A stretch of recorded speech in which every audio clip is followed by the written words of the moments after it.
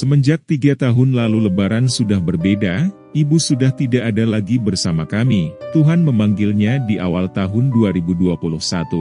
Beliau akhirnya kalah oleh komplikasi diabetes, jantung dan gagal ginjal. Aku sudah hampir 8 tahun tidak tinggal berdekatan dengan kedua orang tua. Perjalanan hidup membawaku tinggal di lain kota, beda provinsi. Mereka tinggal di kota Jakarta, justru aku yang pindah tinggal di daerah. Maka dari itulah setiap Lebaran jika banyak orang pulang kampung, aku dan keluargaku justru pulang kota. Karena janggal juga jika menyebut ibu kota Jakarta kampung. Hari Raya Idul Fitri atau Lebaran merupakan momen yang spesial bagiku. Teringat saat aku masih tinggal bersama orang tua sejak kala masih sekolah sampai di bangku kuliah hingga tahun-tahun awal masa kehidupan dewasaku bersama istri. Setiap menjelang Lebaran dapur menjadi lebih hidup oleh kesibukan ibuku yang sedang mengolah kue sampai panganan khas Lebaran seperti opor ayam dan lainnya. Aku merindukan momen-momen itu, bahkan kini sudah merasakan kehilangan. Ibu memang tidak tergantikan oleh siapapun. Daerah yang aku tinggali meskipun cukup jauh dari kota Jakarta namun masih dapat ditempuh dengan durasi perjalanan 6-8 jam. Maka itulah tidak ada alasan bagiku untuk tidak mudik pulang tiap Lebaran. Aku hanya 2 bersaudara dengan adikku.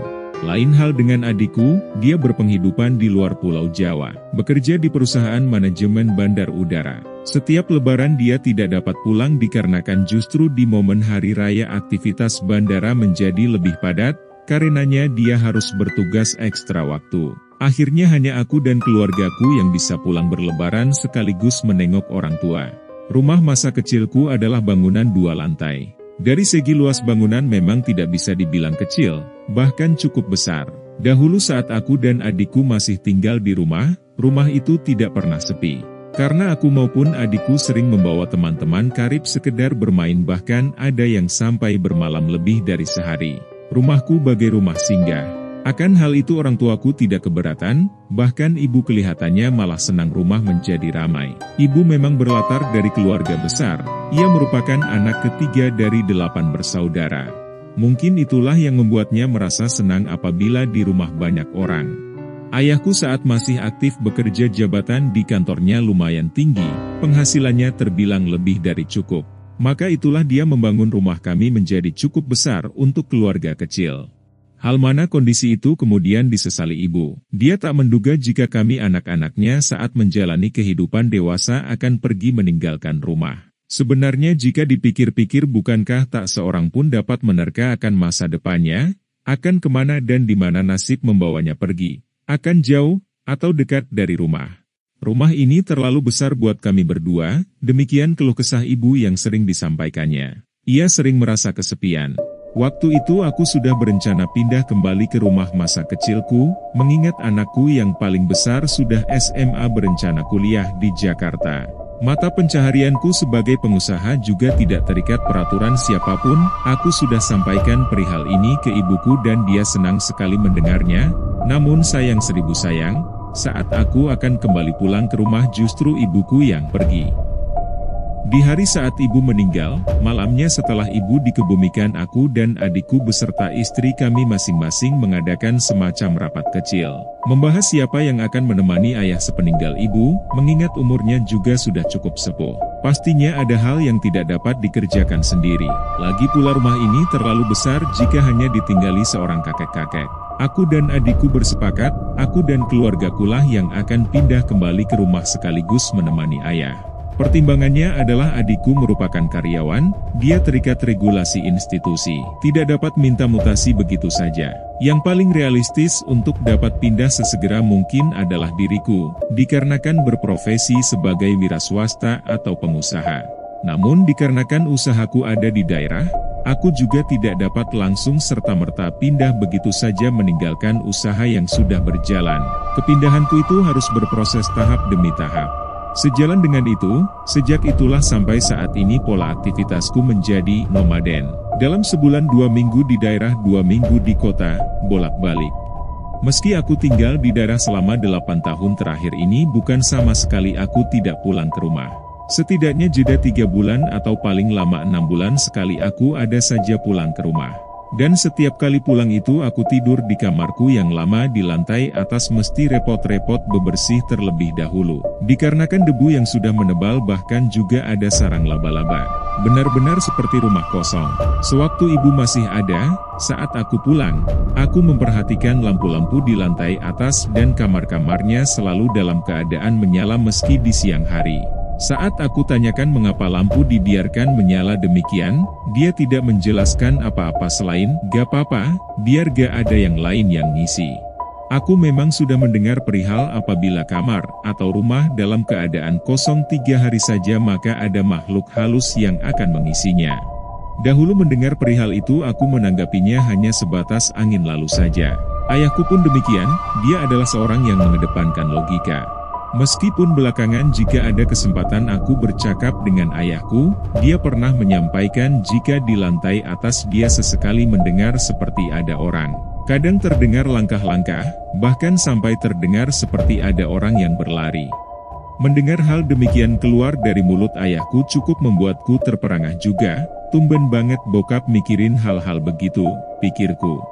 Memang saat ibuku masih ada pun pernah suatu kali kami bercakap di ruang makan, tiba-tiba dia berseru sambil menatap ke arah sudut dekat wastafel, "Hei, siang-siang udah keluar."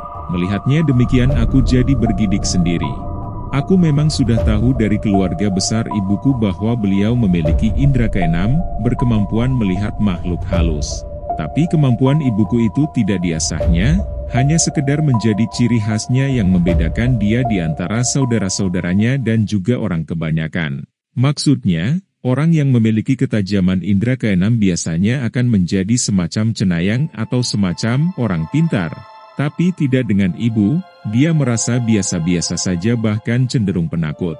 Kata ibuku di ruang makan ada sosok yang berwujud seperti bayangan hitam belaka meski berbentuk manusia. Sosok itu kerap keluar atau muncul kemudian hilang di sudut ruang makan sebagaimana aku sampaikan sebelumnya. Lain halnya di dapur, dia bilang ada sosok putih. Pertama aku tak mengerti sosok putih apa yang dimaksudkannya itu. Hingga suatu hari saat aku sedang berkunjung ke rumah, saat itu waktu syubuh. Aku terbangun dan bersiap melaksanakan sholat syubuh. Di lantai atas tidak terdapat kamar mandi terletak di ruang bawah, tepatnya bagian dari dapur. Maka aku harus turun untuk mengambil air wudhu sekalian terlebih dahulu kencing dan membasuh muka dengan air untuk mengusir rasa kantuk yang masih tersisa. Di saat air kukucurkan dari keran, di antara suara gemericik air aku mendengar suara lain dari luar. Bruk, bruk, telinga kiriku menangkap suara tersebut. Aku merasa heran, bertanya sendiri, suara apa gerangan? Untuk memperjelasnya aku matikan aliran air dari keran, suara itu tak terdengar. Kemudian aku menyalakan aliran keran air kembali, dan lagi aku mendengar suara, bruk, bruk, bahkan kali ini suaranya semakin dekat dengan pintu kamar mandi.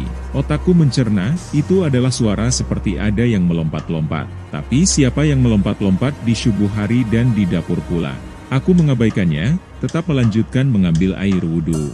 Kemudian suara itu terdengar lagi, bruk, bruk. Kali ini semakin jelas terdengar. Suara seperti ada yang melompat itu berhenti tepat di depan pintu kamar mandi. Heran juga, padahal sebagaimana ayahku aku juga termasuk orang yang mengedepankan logika. Aku tidak mudah percaya sesuatu di luar nalar yang berkenaan dengan hantu, setan dan sejenisnya, tapi suara itu membuat bulu kuduku meremang berdiri, dan aku merasa was-was menduga-duga akan apa, atau siapa yang sepertinya saat itu sudah berada berdiri persis di depan pintu kamar mandi.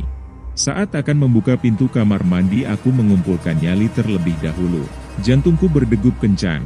Namun ketika membuka pintu kamar mandi dengan cara segera, aku tidak melihat siapapun atau apapun di sana. Pada malam tertentu aku juga kerap terbangun karena mendengar ada suara orang yang melangkah lalu lalang di luar kamar. Pada awalnya kukira itu adalah ayahku atau ibuku, aku panggil mereka, tak ada yang membalas menyahut. Lalu aku membuka pintu, tak ada siapa-siapa. Pernah juga saat ada suara seperti orang sedang berjalan itu aku sengaja hanya mendiamkan tidak menyapa. Namun kemudian pada bagian bawah celah pintu aku melihat bayangan kaki yang sedang berdiri saja persis di depan pintu kamarku. Lalu dengan hati berdebar aku menunggu apa yang akan selanjutnya terjadi, ternyata bayangan sosok itu hilang begitu saja.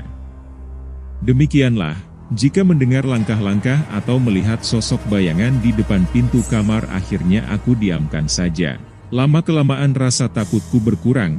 Aku sepertinya menjadi terbiasa, atau bahkan sudah saling mengenal. Sekali waktu ibuku bercerita, dia minta dicarikan sesuatu di kamar gudang kepada seorang pemuda tetangga. Kamar gudang letaknya juga di lantai atas. Namun yang terjadi kemudian pemuda itu turun tangga dengan terbirit. Ibu bertanya, "Ada apa?" Pemuda itu menjawab dengan gemetaran bahwa sedari awal masuk kamar gudang hawanya sudah beda. Dia merasakan hawa panas yang berlebih juga lembab. Saat mencari-cari barang yang dimaksud, dia merasakan tidak nyaman, seperti ada yang memerhatikannya. Namun yang kemudian membuatnya sontak lari terbirit karena merasa tidak kuat adalah dia melihat boneka karakter anak perempuan, tangannya bergerak seolah melambai kepadanya. Aku menduga boneka di gudang itu adalah kepunyaan anak perempuanku saat dia masih balita. Sebagaimana sudah kusampaikan, awal-awal menikah sampai anak perempuanku duduk di sekolah dasar kelas 3, aku sekeluarga memang sempat tinggal di rumah ini bersama orang tuaku. Anakku yang bungsu saat ini masih duduk di kelas 11 SMA, atau kelas 2. Rencananya saat si bungsu lulus SMA lah kami sekeluarga baru pindah kembali ke rumah di Jakarta. Di lantai atas rumahku ada 4 ruangan, 2 kamar yang cukup besar adalah dahulu kamarku dan satunya lagi kamar adikku, lalu 1 kamar yang luasnya tidak terlalu besar, maksud awalnya akan dijadikan kamar pembantu rumah tangga sekaligus dijadikan ruang setrika pakaian. 1 ruangan lagi letaknya di ujung adalah difungsikan sebagai gudang.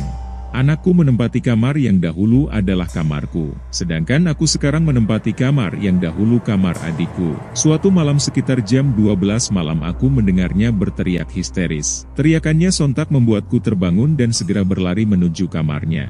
"Kenapa kamu, nak?" tanyaku kepadanya. Aku melihat keningnya dibasahi peluh keringat padahal kamarnya ber-AC. "Ada pocong ya?" jawabnya terbata. "Pocong?" tanyaku lagi. "Yang benar kamu, nak, apa kamu gak salah lihat?" "Di mana kamu lihatnya?" lanjutku bertanya memburu. "Enggak ya, beneran, aku lihat pocong.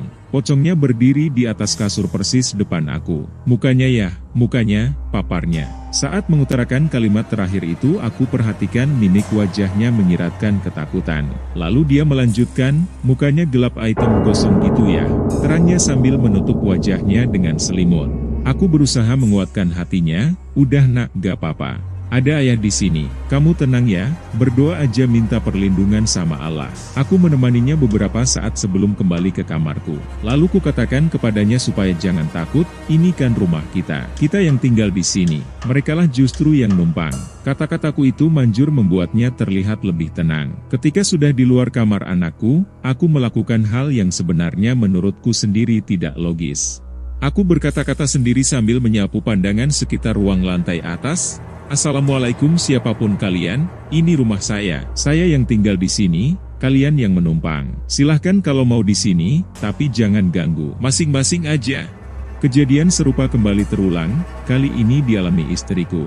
Kebetulan dia mulai bisa mencuri-curi waktu pulang ke rumah di kota barang 3 hari 2 malam. Kangen sama si kakak katanya yang sudah kuliah di Jakarta. Saat sedang tidur kembali aku terjaga dikarenakan mendengar teriakan yang kali ini dari istriku yang tidur di sampingku. "Heh, ada apa bun? Ada apa?" seruku sambil mengguncangkan pundaknya. "Itu ya, di pojok ada pocong sama boneka melayang-layang," jawabnya setengah histeris.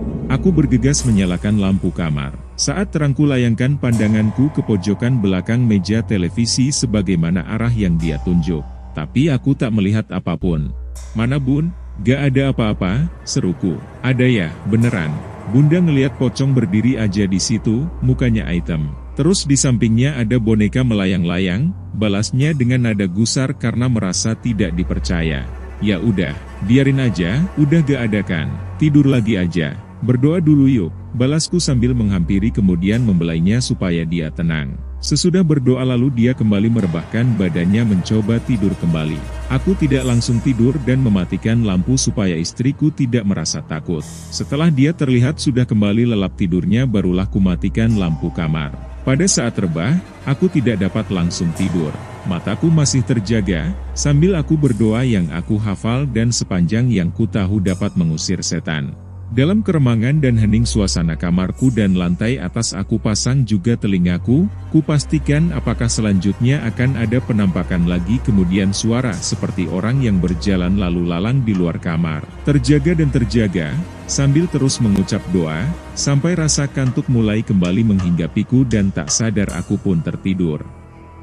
Lebaran tahun 2021 sebagaimana biasa aku dan keluargaku mudik pulang ke rumah. Kami memilih 10 hari sebelum Lebaran sudah mudik agar banyak waktu di sana berkumpul menemani ayah. Kami sengaja pulang mudik jauh hari sebelum hari H untuk mengakali larangan mudik dari pemerintah dikarenakan saat itu masih masa pandemi COVID-19. Lagi pula manalah aku tega membiarkan ayah sendirian di rumah saat Lebaran. Lebaran tahun itu terasa berat bagiku, kali pertama tanpa ada sosok ibu.